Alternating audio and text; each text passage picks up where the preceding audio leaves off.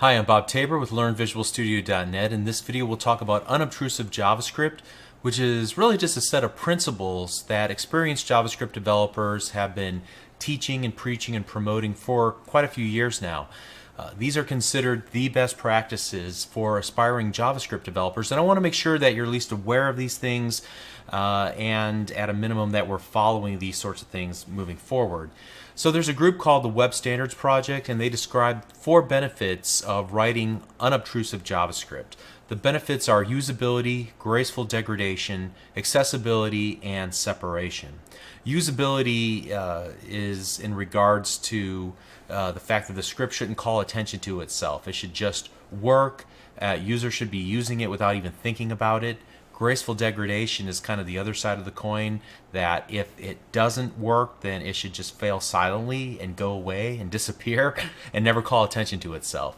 Accessibility has to do with whether it works across all devices for all people. If the script fails, the page will still deliver its core content via markup style sheets or server-side scripting, so the JavaScript is not required in order to consume the content. And then finally, the separation of concerns like we talked about previously. For the benefit of other and future web developers, all JavaScript code should be maintained separately without impacting other files of script, markup, or code. So there are some basic techniques that have been developed through the years to achieve these principles, and we're just going to look at 3 of them. There might be a few more, but these are the easiest ones we can kind of apply at this point in our knowledge of JavaScript. There's separation of behavior from markup, there's namespaces, also known as global abatement, and then degrading gracefully, which we'll look at the very end. So the separation of behavior from markup, we've already kind of talked about this, how we should keep our JavaScript and our HTML in separate files, in separate places. Otherwise, the HTML and the JavaScript, they all get tangled together. And I've used this term, separation of concerns, before. It's a programming term. It's the first step towards writing an unobtrusive JavaScript by keeping the behavior in its own files and the content or the markup in its own files, and so on. So we're not going to go into that in any more depth. We're already kind of doing that whenever we use the src, the source equals JavaScript 18.js, for example. We're keeping that JavaScript in its own file. All right, the second one requires a little bit more explanation, the concept of namespaces or global abatement. By default, whenever you're writing JavaScript functions and declaring variables, you're doing so in the global namespace or at a global level, or we called it the global scope before. So as a result, it's entirely possible that the names that you choose for your variables and for your functions are potentially going to collide with other code that was written at the global level as well, that you may have imported into the page or that coworkers were working on. This is especially dangerous when you're writing library code that's intended for use in multiple projects, or importing libraries that are created by other developers who are not so thoughtful as you need to be. So when you create variables and functions at the global level, it's often referred to as polluting the global namespace. That word namespace refers to the domain or the scope. So you're potentially polluting or sticking your stuff in the global scope by adding your names for variables and functions in there. And the solution to this is easy. You create an object that contains all of your code. This object sits at the global level, the global scope, but it's the only thing that you as a developer add to the global scope. Everything else becomes a property of that global object that you create. So basically, you're just reducing your footprint in the global namespace by sticking everything in an object specific to your module, your code, your plugin, whatever the case might be. Okay? So let me show you kind of what was popular a few years ago and why it's bad. And that is, we kind of called old school. It clutters up the namespace. So let's go to our script18.js file that I've already got set up here. First of all, let's just make sure that this even runs at this point. All right, so we've got that part working. Great. So in the past, you may have done something like this and not even really thought a whole lot about it. What you're really doing, even though you're using the var keyword, it's still var to the global because we haven't put it inside of a function. So, for example, if we change this alert, and we know that window is the global object, if we go window.version, we should see 1.2 pop up. And that's a bad thing, because what we've done is polluted our global namespace with the word version. Now, anybody else who tries to use the word version, either it's going to overwrite what we've done or we're going to overwrite what they've done. So that's bad news, especially as you begin to add a dozen, 2 dozen, hundreds of variables at this level. Instead, what you should be doing is this. You should first of all declare a global object. We're going to call it Atris, and then you start attaching things to it. Atris is just maybe a project name that I'm working on. Notice that it's in all caps. That should be a clue when I'm looking at the code or somebody else that this is a global object. All right. And so I'll do this instead. Now, if we were to run our code, this alert window.version, see what happens. You'll notice that the variable is undefined because it's not found in the global namespace. That's awesome. However, if we were to do this,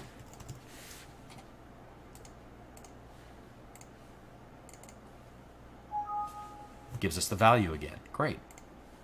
So what this is called is a singleton pattern. We've created a single object at the global level, and then everything we do from this point on will be attached to that global object. So for example, suppose we take an example from something we've worked on in the past with this like planet object that we created. We have an object planet, and we want to use it throughout our application. And I could go in and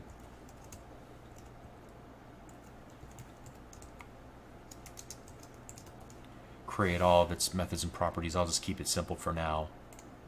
The problem with this is that it's polluting the global namespace. What I should be doing instead is that. So I can do atris.planet.name.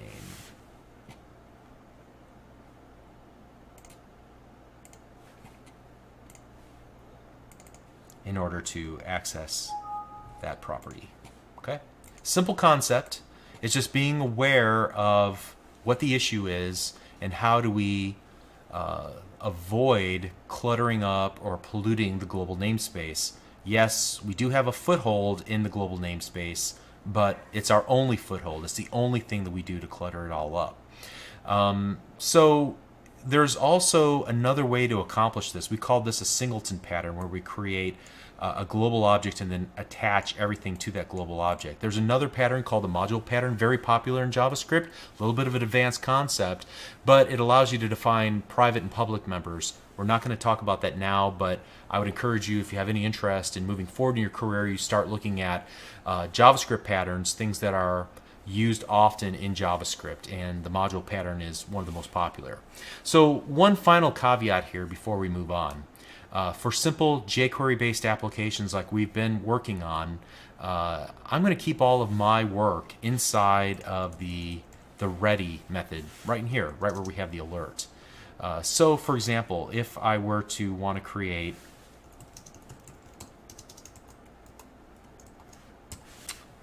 this, let me comment everything else out. And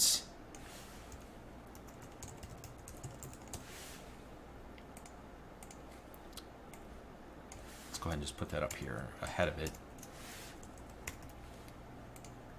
Using this window, again, will ensure that we're not attaching this version variable to the global. We're attaching it to jQuery instead.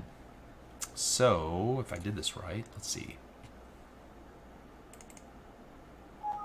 So the good news here is that I have avoided the global namespace by keeping everything just inside of my jQuery ready function instead. All right. Now, if I need a function to be called outside of the scope of this document.ready, then I have no choice but to do as I demonstrated here, and that is to create my own namespace and then attach my functions and objects and variables to that namespace. But for most of my simple examples, I won't be creating my own namespace. I'm just going to be putting my code inside of jQuery's ready method. If I'm working on a larger application that involves more complexity and more developers, then I'm going to be thinking more seriously about having a strategy involving one or more namespaces. Now, ideally, just one namespace. Any more namespaces than that, I'm going to potentially be colliding with other libraries or libraries or code that my team members have created. So now we're moving into advanced territory here again, and the answers to questions when it comes to larger applications and how do you structure code and how do you utilize design patterns is often, it really depends on the situation. So I would encourage you to grow towards learning more about JavaScript and JavaScript patterns, especially for larger applications when you have the need to do that. But let's move on for now. Finally, we want to talk about degrading gracefully, and let me get started here by just getting rid of everything up to this point. Okay, we'll just do our work inside of there and kind of ignore everything else. Okay. And degrading gracefully has to do with thinking about your use of JavaScript and how it impacts the web page should somebody turn the JavaScript off in their web browser. So when manipulating the document object model, you should be careful to not require the JavaScript to run in order for the user to use the web page. So you as the developer need to ensure that added behavior degrades gracefully on those browsers with unexpected configurations and on those on which the user may have disabled JavaScript altogether. So making your application accessible for people of all abilities and disabilities is both a good idea for business, and in some countries it's even the law, like in the UK. It requires that you think about the ramifications of using a really slick user interface and how it would behave if you were to have no JavaScript available whatsoever. The JavaScript should be additive. It should be a bonus for those with a computing platform to utilize it, but not a requirement. And so there's a simple way to demonstrate this, and that is through the use of the document.write, which we've used quite a few times here in our applications. If you're going to do all of your work in document.write, and I've seen applications that have overutilized document.write to spit out content to the web page dynamically. The problem with this is that if the user turns off the JavaScript, there won't be anything spit out to the web page. So that is a very simplified example. Now, we were using that because we were just wanting to learn JavaScript, and it was an easy way to just send some output. But hopefully you don't get in the habit of using that. Instead, you get in the habit of thinking of the ramifications of your JavaScript should somebody had turned it off in their browser. All right, so let me show you another example, maybe a little more real-life example of a simple show-hide scenario. There are a lot of web pages that will show and hide information based on whether you've clicked a little plus symbol to open it and then a little minus symbol to close it back. It's a slick little thing you can add to a web page, but it should under no circumstances be relied on for the main presentation of your content. And to kind of demonstrate this, you can see that I've set this up by creating a paragraph with the ID of main, and it has an image, a plus image inside of it. You may have already seen it as we've opened up this web page. And the idea here, we'll get rid of that in a second, the idea here is that you would click on the plus symbol to show a message and then hide it using the minus symbol. And there's a right way and a wrong way to implement this. Let me show you the wrong way to do this first. Make sure we save this. And inside of here, let me reference the click me element, and when you click it,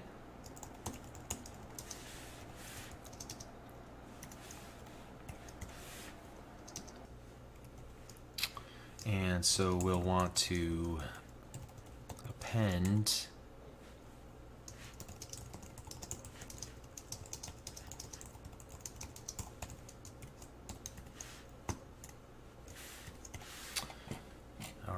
So let's see how this works.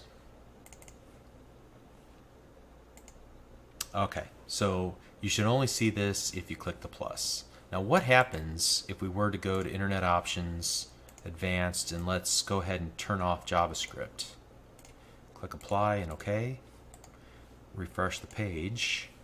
Now, well, let's go ahead and shut down the browser and start over again. That's probably what we need to do. All right, notice that we get that allow block content. No, we're not going to allow it. And now the content never will make it to screen because we have JavaScript turned off. That's the wrong way to handle this situation. So ideally what we're going to do instead is to kind of take the opposite approach. Instead of displaying the plus in the page, let's rip that out of the page, and then we're going to create the message. You should see this whether JavaScript is on or off. Let's save that. Let's go back to our script and let's just let's comment this out. First things first, what I want to do is if somebody in fact does have JavaScript turned on, then I will show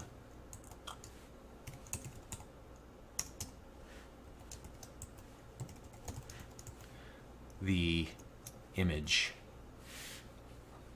Let's go ahead and use double quotes around this.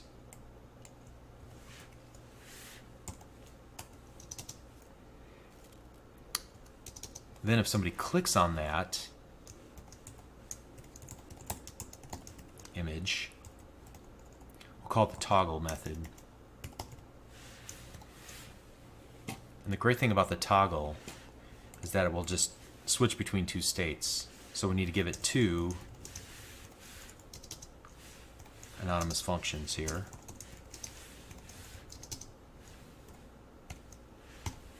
All right, and in the on state, we're going to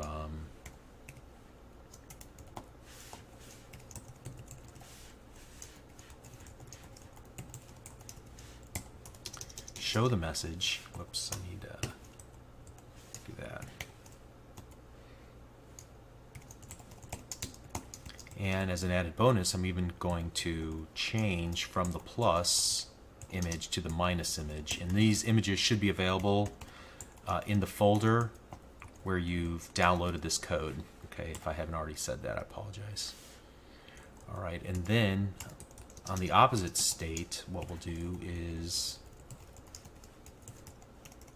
we're going to hide slow.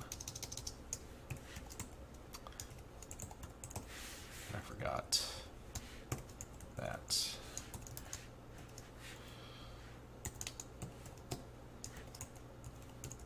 And we'll change it back to a plus then.